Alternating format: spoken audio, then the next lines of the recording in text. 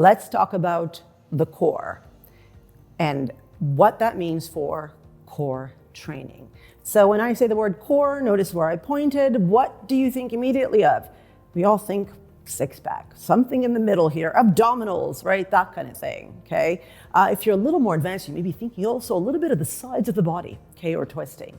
However, the core is exactly what it sounds like. It's like an apple core. It's actually a cylinder.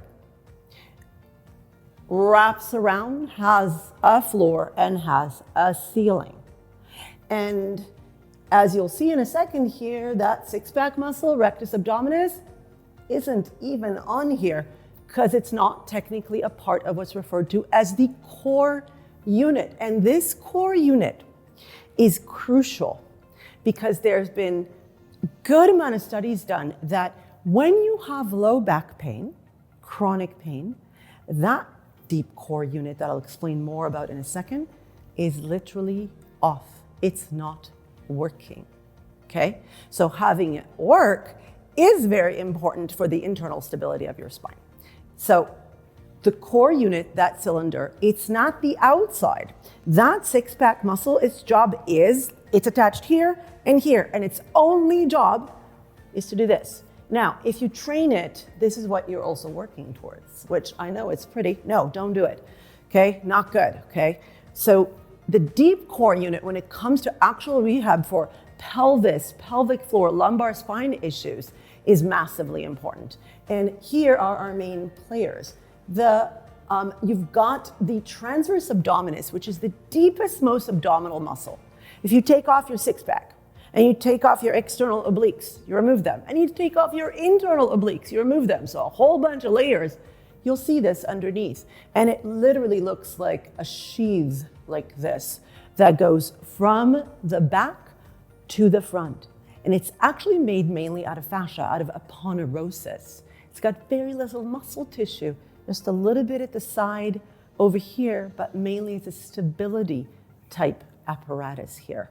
That interdigitates, fancy word for holding hands with, it's connected to your multifidus, which are the deepest, most tiniest spine muscles that go from one segment to the other, maybe from 1 to 2 or 3, that's the maximum. So it's almost like picture transverse abdominis is the corset and multifidus is the strings of the corset.